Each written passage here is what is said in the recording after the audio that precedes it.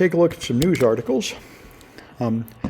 There's something called Proposition E in San Francisco, and they say it's going to change police surveillance, which is pretty interesting, claiming that it's going to make it possible for the cops to do cameras, drones, and facial recognition. So the part of drones and facial recognition both sound pretty crazy to me. We'll see if this actually happens. Most people have backed away from face recognition. It has led to disasters. Most places it's been implemented by the police. So we'll see. So Julian Assange, maybe 10 years ago, started, maybe longer, put up WikiLeaks, and he published confidential United States data, military data, and embarrassed the U.S.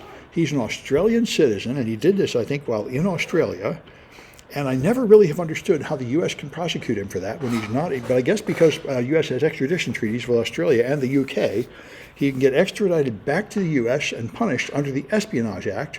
But many experts are very upset about this, saying the Espionage Act is not intended for this, and if you punish Julian Assange, it's going to have the same effect on other newspapers, like the New York Times, the Washington Post, and so on, that essentially do the same thing, although they make more effort to be responsible than just dumping the files whole like he did.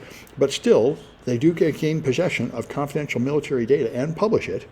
And so anyway, this person, Margaret Sullivan, is writing an opinion statement saying that they really should drop charges, and many other people have said this too, that punishing Julian Assange is probably going to do harm to press freedom. However, press freedom is certainly not something the U.S. strongly supports. The Obama administration jailed the most journalists of anybody at its time, and I really don't know how Trump and Biden stack up compared to that, but there's a lot of our leaders have felt like we should jail journalists and not let them say what they want to say. So, freedom of the press is not an absolute here, and we'll see. But this would certainly degrade it. So this, I couldn't believe this, and I wonder if it's false. They claim that when you swipe on a touch screen, they can deduce the shape of your fingerprint from it. Now, I don't understand this. I would think if you swipe over something with like a sharp edge, then they could tell as the ridges in your finger hit, that would make a series of patterns. But swiping on a smooth surface, it's not, I don't understand how your fingerprint could change it, but they claim they can do it. They claim with 5 swipes, they can successfully authenticate, deduce your fingerprint 27% of the time, even at a very high threshold. We're only 0.01% of false acceptance rate. If that's true, this is a major side channel. And so it's a very interesting article. I certainly want to see more people reproduce this and test it to see how much of a real risk it is. But anyway, I'm very surprised. I wouldn't have thought this could work at all. I thought sliding your finger over a smooth surface would not give any information about the shape of your fingerprint, but apparently it does. So the British cops took down Lockbit, with one of the major ransomware gangs, and what they did was they took over their site and they put up an imitation of the site. But for what they had was the name of companies they'd hacked and a countdown timer for each one saying when they'll expose it. And they just put up something here showing countdowns for various sanctions and so on. So they made it as sort of a joke. They mocked them by making it look like the original site and be defaced in a way that makes fun of them. So that's the British. There's nothing quite like British humor. And here's some questions. Extra credit. That would be good. And find a new vulnerability. I'd like to see that. If they actually use it to stop crimes, well, I would think they would try. That's the problem. Facial recognition has been used by a lot of police departments to try to stop crimes, and what it seems to do invariably is identify the wrong person.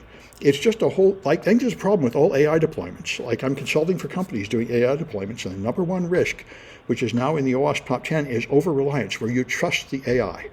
People need to understand that the current generation of AI is like in a beta state. It's not very reliable. It often gives you the wrong answer, and people don't take that into account. So they'll run it through facial recognition, and then they'll go arrest this guy where that's the evidence, and that's not good enough. You might use it as some evidence, but you're going to have more evidence to make sure it's the right guy. Anyway, sound can identify fingerprints off the surface. Well, yes, now you're right about that. If you were to get like a glass that you had handled, they could get the oils your finger left on the glass and get your fingerprint. But just sweeping your fingerprint across the iPhone with the microphone on in like a chat room. They claim they can pick up the sound. So I guess the sound your finger makes must not be smooth. It must be like your little ridges are sticking and then jerking and making some kind of pattern. It'd be nice to have sort of a microscopic image of what happens when you swipe your finger across something, and then maybe it'd be easier to understand how the shape of your fingerprint is included in the sound. But apparently it is. All right. Anyway, I should have done that. That's why. All right, good. All right, seen a national treasure of Nicolas Cage is the fingerprint. Oh, here, you can totally do that. If you have like a glass that someone has handled, they totally do leave their fingerprint behind. So, I mean, that's not unreasonable. But getting it from the sound, that's new. This is also crazy. So Alabama Supreme Court has ruled that frozen embryos are children with human rights. And this would seem to have an awful lot of consequences. And one of the immediate consequences, it will end in vitro fertilization. People who are unable to have children, have great difficulty conceiving, do in vitro fertilization where they take out eggs and combine them with sperm and make a lot of embryos, like a dozen. Then they will implant them and one will live and the rest they just throw away.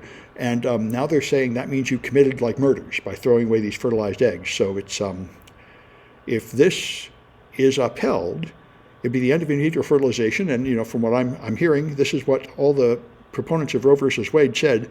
They said the Republicans in America are not just trying to outlaw abortion, they're trying to outlaw birth control and in vitro fertilization and all these things. They want to just roll us back to like 1940 and just completely control every aspect of people's reproduction, which does seem to be absolutely what they want.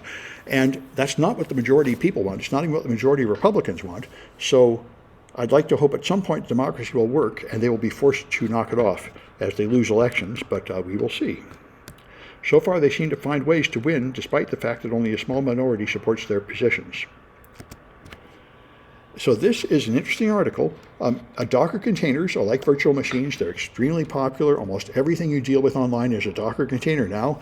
And people often ask, are Docker containers secure? And they are not. They are much less secure than virtual machines, but much more efficient. And here they have a nice list of all the techniques. So various techniques to escape a container and run processes on the host. And that is the concern. There are also, in principle, ways to escape virtual machines, but they're rarer and they get patched more frequently. So I think this is extremely useful to help people assess the risk of using containers. Anyway, that's all the news I wanted to talk about.